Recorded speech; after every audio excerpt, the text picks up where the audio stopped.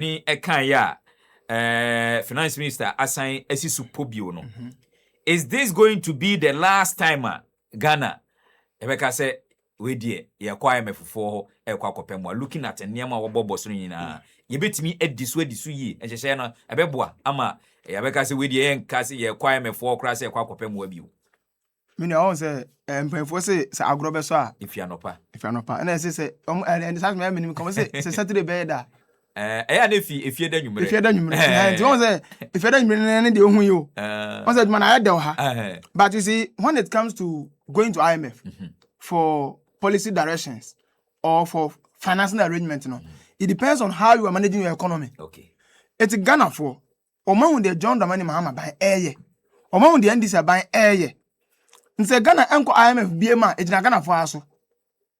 That's my response. Okay. Say Ghana beko IMF a ejina Ghana for so. Ene e beko so ejina so. Say ya gia to ho say 4 years be beto aba. Meboa. Okay.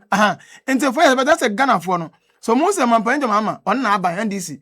Apa adwuma ma ni na echi no. No mo so mo fa e man NDC ma BMA. Ene say Ghana for na o. Okay. What am say? Na say Ghana for na de beko IMF no. But as far as NDC is in government, NDC adwuma we ni de. Like I said, with what we have achieved so far, there's no need for us to go to IMF for now. MPP call IMF no. I'm going to say $3 billion. Yes. $3 billion. Yeah. When him say Kumasi Accra Expressway no. When say the total cost no, $4 billion. Na say IMF sika no by 1 billion. But say 4 billion no. Ghana nkwaje bosa na ode ye. Ghana enje bosia na ode ye. Ghana the year sika the oil money. Oil because John the money mama ka say yenfa oil sika no embody infrastructure bia would when boss say I say we dey duma pa no mampanya boa to say because na me no tey the only motorway ayenim ayam kroma na see ye kroma rada yo kroma wu ye na nye 70 hen 2 and say na oka ba bi me boa eso still I boni din on the University of Ghana the handwriting of John Penny saying Dr. Kwame Nkrumah say first no na wo Achimota school na kitikiti bi nti the main lego na hu sese ya no main lego na akọ hu sese ya no Nkrumah sa na odwuma Ken West Nkrumah sa na odwuma what ma say nti John the man mama say yemfa ye sika and build bibia infrastructure not kitikiti o yemfa build a massive infrastructure nti sa Kumasi Accra Expressway no o kwa say 3 o buy 3 eno ne yen mo pepe wo so wudina so a so kwatin Accra to Kumasi wadu eno ne 198 kilometers ye the $4 billion ena ye ba hwade 4 billion last year oil sika no ye nya 500 million $500 million. Okay.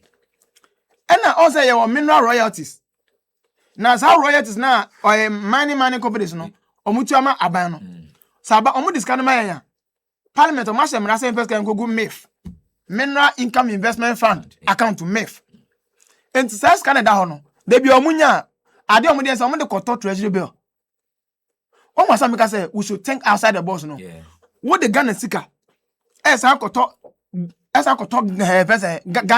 Ghana investment it doesn't make sense. I want them to I said what the Ghana sika sa koto Ghana de then say because Ghana sa boka na say den enti ma joma ba no se no sa sika no sa mineral royalty na eye ko MIF no ye nyimfiri ho na ye fa sa sika no emeye project ye nya $500 million last year do the boma eno kwa $1 billion project na ye be sha say no ehun sika na da ho $1 billion da ba be this year ye estimate say be nya $1.5 billion inte ka na ye nya say 2.5 billion dollars say ekwan da ho no mo sha say on won the rate of the money is internet o man pan kasa we say the money is available you see every project be scan available scan fa no hefa eya adwen nyansa na internet me ka tell say apart from say wakoye PhD in finance masters in finance masters in economics ni na wasua we na awie na e book na akosua but obeteki economy o manage economy na you need extra qualities aside the qualification. You need extra qualities. Eso ma ho do. Yo, aduwe say ho dada. MIF say da ho dada. Ye ina dada. me physical no mo de den omo toto graphic mo omo de echo friends holidays omo de kokon Ghana ade ye ade opa no conference abanjuma efo omo ko conference there bia ko UK the next week no ko Germany the next week no ko Finland ya ko conference as hu fa so bia nya okruma what I say omo ampan say ye nja sa ade no ye mfa isika no enko ye conference bio it's sika na ye nya ho no sa $500 million dollars no nya cedi so ye mfa mra mfa nko ye Kumasi kwan Accra Kumasi expressway pay we na peden so aside the was nyina no when say we common sense try say enkrofo mu wo Kumasi na Accra kwan no so no enwa so yemfa ekwan bi so e be raise ya sika na yenko ai mefe nko debosia we sako for that ko hu so oba be sa Kumasi Accra express ka bo mutri boso mbe ya ekojilo kam donya me ka straight to I friend say SMP and on namayi JP Morgan and on Standard Chartered Bank London no kokojibusia and that's what they've been doing all the time. But here's the case idea ye nyina ye homegrown. Look at how you say stabilize the economy through the gold board. You already know PMMC. PMMC has been the system for quite a long time. Precious metals then but amo bia dwunu da say that PMC no ebetimi aye ye story amo mutrimu da say PMC no ebetimi turn over the economy of Ghana ndire bia na ya dwunam cocoa board de bia na ya dwunam to de bia na ya dwunam ifene say ba bia mfaso ni no ho na ya dwunu wo and today gold board has become the turning point of Ghana. Last year alone gold board added more than $10 billion in the euro economy. Can you imagine? Saka saska kan kwa way. Can say kwaje bosia. Ye je bosia ofurata obedient percentage data bank. What am I say? And that has been the story all around. But here's the case: you have somebody with me thinking outside the box. So minia, we can do AB. Yemfa we measure. Make I man me head of treasury. Ecom no. Now your account will ho. Now we there internal at least when there. Internal account no specifically for nkofo but that's can you find sanka eda ho nti I fene beso a na ekoye makuafo no ekofo sika ba metronam na me beto kokoo bia isa me ko bank ekogiska beto kokoo wa breast ka we so dey account ma yet betna ma afia so ansa na yakogiska na ko makuafo ene dey tan pesa sika no kra no yen den emfa enya dwuma won wa dweba mtimu no okay and anyebia no hona make no we had more than 30 million Ghana cedis in that account so I had to move that money to buy cocoa. I don't know. Some me na my year through. I don't know year my moves kind of back near the couture. And no. One, I have saved finance costs. So I can go bank and I'm 30 million Ghana cedis. Now come to interest of 30%. I come to so much. What must I say? But my name is me shift to Kwana. Man to your interest biano. They are judging say me one of the best treasury managers. Common sense. And they go don't think say because of say when I call Yale University. Before no person no me call Yale University, me call University of Oxford. Those things throw them away because I'm from Yale anyway. We know them. But they don't possess any special quality. But here's the case: you have a person, His Excellency John Dramani Mahama. Why already solve a problem? And call a friend in Switzerland about our World Health Assembly. Okay, was it first na Ghana na depend on foreign aid. For US aid. Omo chomo no. Oh ya ho kire more than $78 million. And a free system name. But I'm calling the DNC. BBS. You don't even see say BBS. Also because of good leadership. Because omo is ask can free no. We have found a way to replace that money. Into one who say it should be at the SC. What am I saying? And so basically, no, Oman, we should be more dependent. And then honorable because after force and kaya no, you move from ICU. Aye. Because the doctor can say, "Oh, ICU what do you mean?" I say, "We are not the ICU." Intensive care. I say, "On sana mo say, we did that ho." And on that, what do you mean? And kind of ICU, internal intensive care unit. ICU means what do you mean? You say, "I say you through about wellness center." What wellness center? After the onye hospital na go ba o check mbom keke o da say nti uti to ton say e say an level na Ghana bedu no eno no ye free ICU about wellness center and for me within a space of 1 year 5 months na say yetimi free ICU aba friends wellness center and the majority in the space of another 1 year and 2 years no baby do not hire young hospital that. Oh, wow. And you know catch us say we are not even thinking and even dreaming of entering IMF again. Why? Because we have moved from ICU about wellness center and yabano we are moving ahead and the young back to ICU bill and then on no catch us say from where he sit, because you see it's not about communicating figures, it's about understanding the figures. And the honorable case at a person where you'll be the finance minister no holding one or abroad, because or capture economists or capture finance or capture taxation or sign chartered accountant. It was where you're too broad or capture every aspect of finance. Okay. But for so for that was an investment banker. Or for that was a chartered accountant. Into what the accounts commander or any say he cannot even interpret him. When him say main way, he doesn't know. He's an investment banker. Investment banker management is very simple. What I say? Who pays come just come as it's simple. But as to how you manage the figures and you do things to solve issues, no, he doesn't know. And we are lucky to have such a person, Honorable Kisato Forsen, as a finance minister. To me, a manager. But me one concern is all the other asset holding ministries, you know, because I say a question, say the government should provide an enabling environment. So yeah. You can say environment, and then the other person, Edema is here. And to other my area, no, Ministry of Transport, take advantage. Ministry of Trade, take advantage. Yeah, take advantage. What was the Ministry of Trade? People that focus on Mobeto, and Mobeto, yes, immediately. Nanka says, Sergeant Crab Bomutri. Obiti, present, market. Are there dollar higher strong in now? Sometimes they will increase the price anyhow. What I say? First, net bro.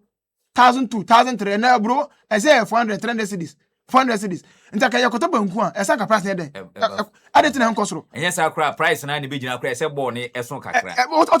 So these are the things that the Ministry of Finance, no, on one's end sentiment cut down and question my way. And then I saw what other ministers some here, Jumano.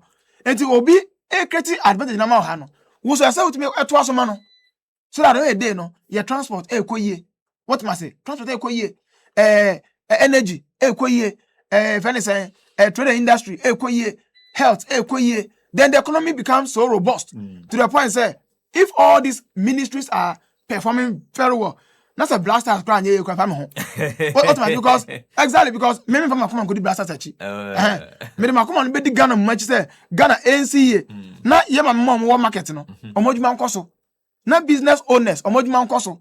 Na banks and private. Because the more banks no na and I go for the time. Now the average interest rate on loan na 31%. Nti me ma me no market no moton ade no. Okwajibo sen 31% be dey tua. What must and for your banks no. Na mo mo sa savings and loans ne sa microfinance bono. No mo tua more than 100%.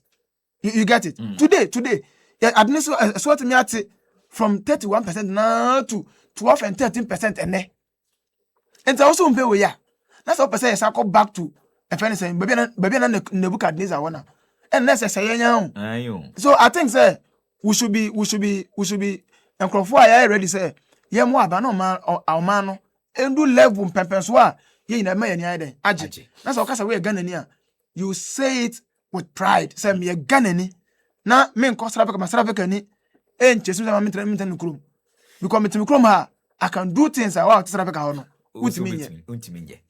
I was here a Ora Stephen Donko, a chartered accountant, and no etwetwe eye enkomo no.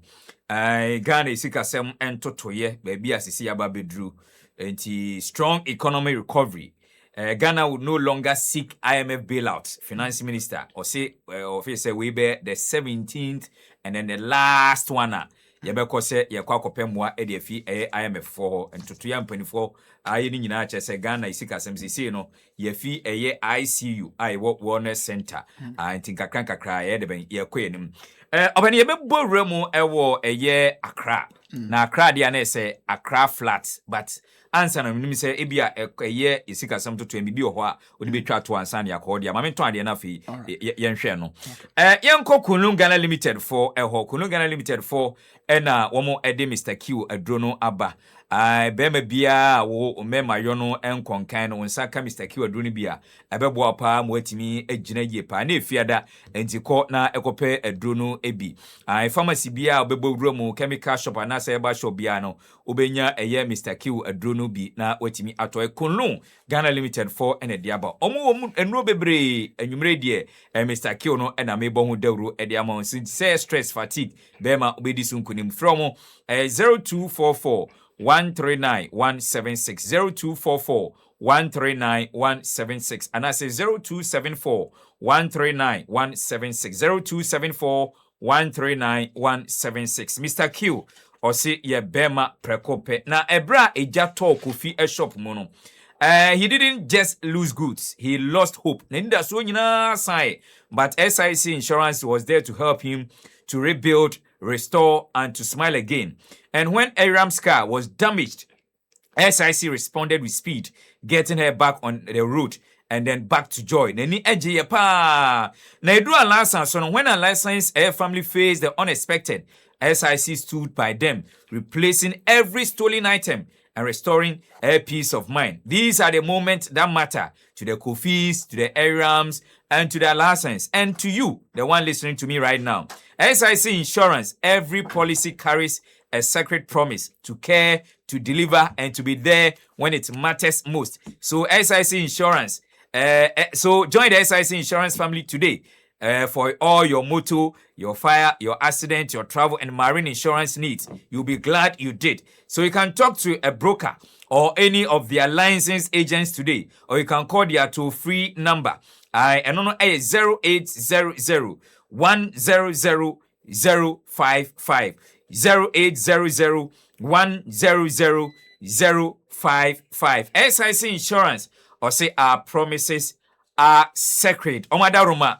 Womo so yasinibi ena yedi pampas dwumadie no yedi bremo ene awie sanso ena National Lottery Authority NLM 24 management of National Lottery Authority say yamfa kokobo we ema Ghana dishie nyina say frosters na dos nkrofo bi ni nanenam Facebook, WhatsApp, and Office, no other social media platforms. So, in the name of the NLE, Bimukra say, Omo NLE officials, Nibia, no. Now, the Omo Kenyan say, Omo registration, Omo registration, Nibia.